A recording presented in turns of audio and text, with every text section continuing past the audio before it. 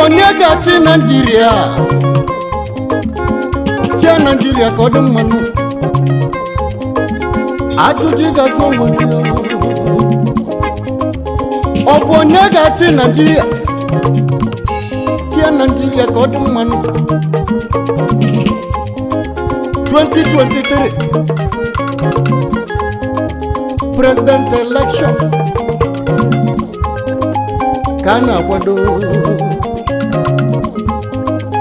onye ga-achị Nigeria ajụjụ Nigeria dị mma ajụjụ ga-ajụ onwe gị obodo niile achịsigo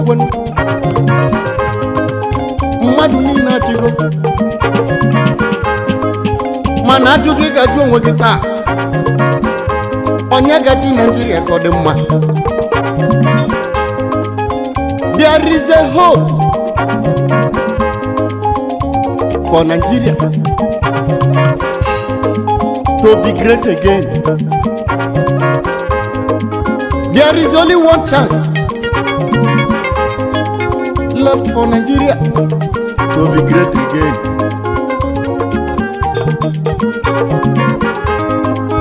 Only P2P we save Nigeria only P2P we save Nigeria only P2P we save Nigeria only P2P we save Nigeria only P2P we save Nigeria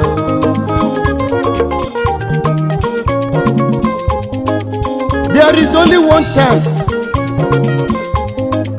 that left for Nigeria to be great again.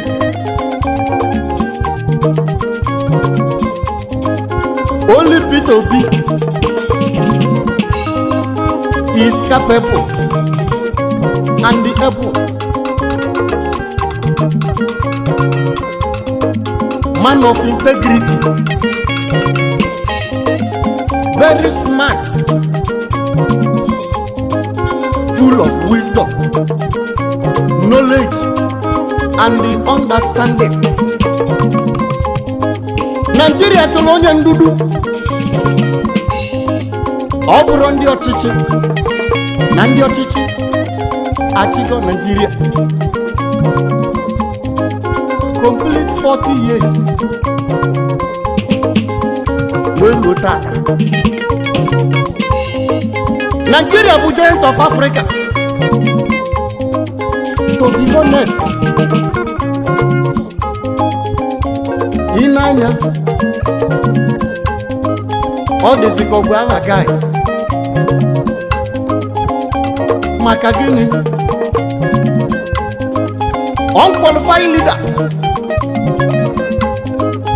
Unqualified leader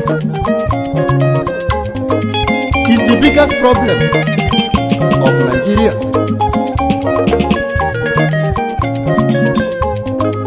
This is the right time for Nigerian citizens to make a better choice for the future, today and tomorrow, to correct mistake of yesterday.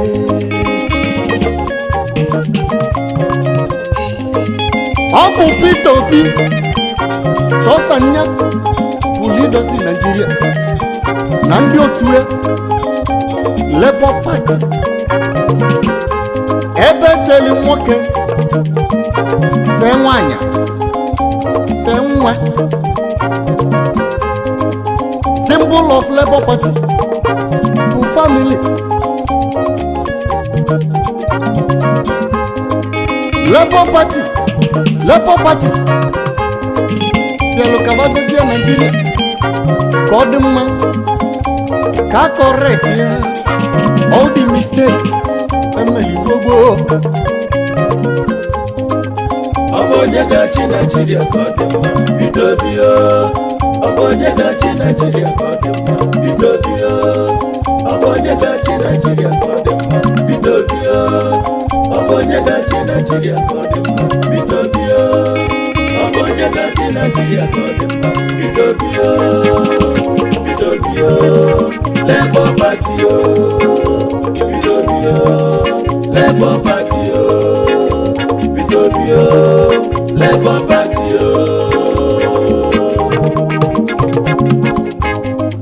enyochego Peter Obi na mmụọ manive. Peter Obi is not a drunkard, womanizer, criminal. There is no error or fault to hold him. Propaganda everywhere against Peter Obi. Man, even now going to Nigeria, Nigerians, don't miss this opportunity to make Peter Obi president of Nigeria. Ochilochichi na Anambra, Chisianya, 100% record of good leadership na Anambra. Ebe ni n'ochilochichi, iji kwesi okwu na afuri ọlụ. Chukwu gozie Peter Obi, gozie Labour Party, gozie supporters ndị Labour Party.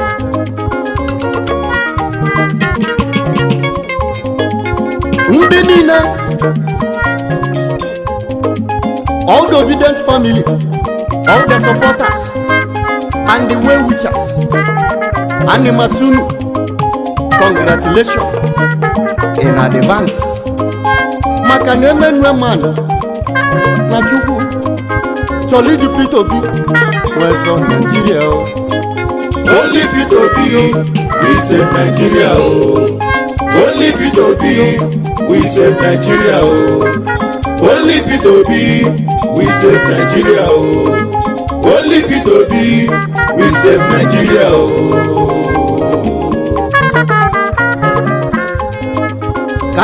Kanje kanebesiam ndị Labour Party jide ebube.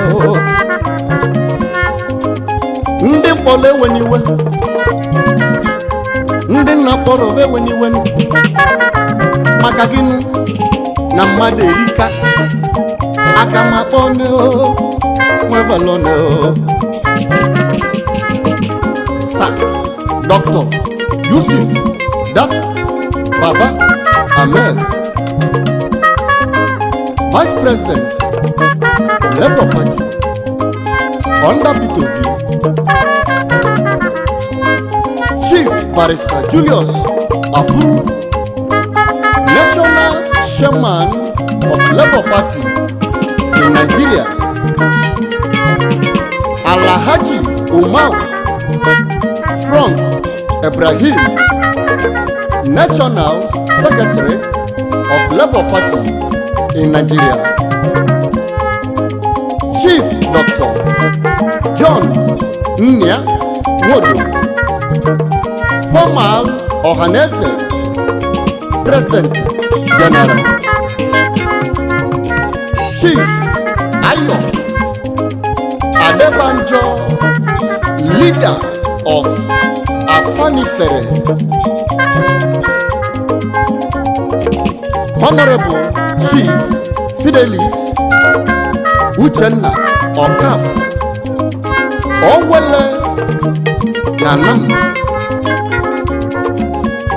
former Chairman Anambra East Local Government,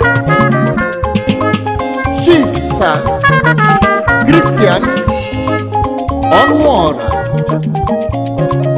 Enyi Anam na United Kingdom.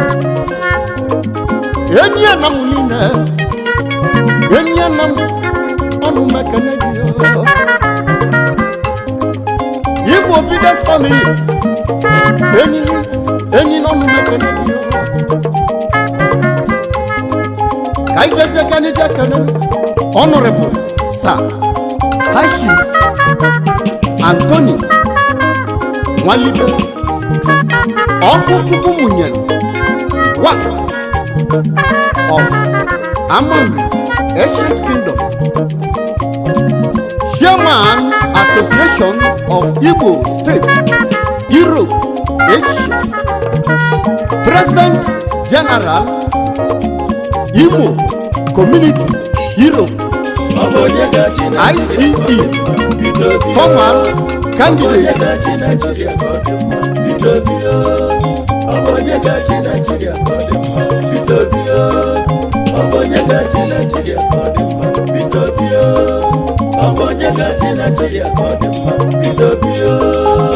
Okuchukwu muvele ndị Igbo nu Labour Party Okuchukwu munyere Labour Party Okuchukwu munyere Labour Party na meje kenego gị n'elu ụwa Labour Party Isis Anthony Malibu Labour Party Okuchukwu munyere Labour Party